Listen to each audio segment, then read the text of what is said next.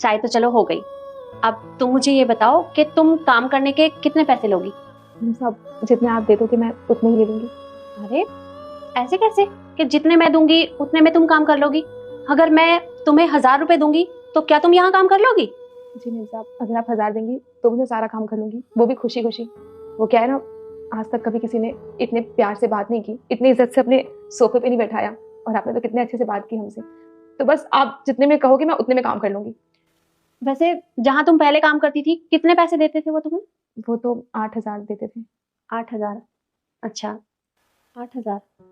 और ये तुम्हारी बेटी है, तुम इसे अपने साथ लेकर आई हो, ये स्कूल नहीं गई आज? तो क्या है ना मेम साहब, इसका मैंने स्कूल में दाखिला नहीं कराया, क्योंकि जो पैसे मिलते हैं वो घर के राशन में ही खर्च हो जाते हैं, बचते ही नहीं है एडमिशन कराने के लिए।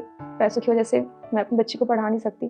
पर मेम साहब, ऐसा नहीं है कि मेरा मन नहीं है कि वो ना पढ़े, मैं तो चाहती हूँ कि मेरी बच्ची बहुत पढ़े, पढ़ लिख के एक अच्छी इंसान बने, लेकिन क्या करूँ, मैं मजबूर हूँ मेम साहब, पैसे नहीं है ना पढ़ाने के लिए। देखो बेटा, तुम इसकी चिंता तो बिल्कुल मत करो। इसकी पढ़ाई की और इसके एडमिशन की पूरी जिम्मेदारी मेरी।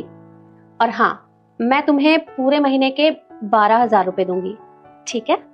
मेम साहब, आप सच बोल रही हैं? आप मेरी बेटी का दाखिला करा देंगी? वो पढ़ने जाएगी?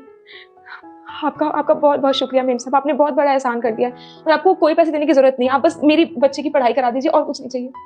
देखो बेटा, पढ़ाई के अलावा इतने खर्चे होते हैं, और आजकल महंगाई कितनी बढ़ गई है।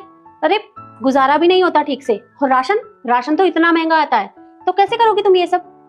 देखो, मैं तुम्हें 12,000 रुपए दूंगी, और अगर तुम्हारा काम मुझे पसंद आया तो मैं धीरे धीरे बढ़ा भी दूंगी, ठीक है? आपका बहुत बहुत शुक्रिया मेम साहब, मैं आपका ये एहसान कैसे कैसे चुकाऊंगी। आपको नहीं पता आपने कितनी बड़ी बात बोली है। आपको पता है, आजकल लोग अपने 2 रुपए भी किसी को नहीं देते, और आपका इतना बड़ा दिल है कि आप मेरी बेटी की पढ़ाई कराएंगे और सारा खर्चा खुद ही उठाएंगी। देखो बेटा, ऐसी कोई बात नहीं है। पहली बात तो ये कि मेरी अपनी कोई बेटी नहीं है, और अगर मुझे तुम्हारी और तुम्हारी बेटी की मदद करने का मौका मिल रहा है तो भला मैं पीछे कैसे रह सकती हूँ? और रही दूसरी बात, भगवान ने इतना कुछ दिया है तो मैं तो तुम्हारी मदद जरूर करूंगी, ठीक है? अच्छा बेटा, कल ठीक 9 बजे आ जाना। जी मेम साहब, टाइम से आ जाऊंगी, मैं चलती हूँ।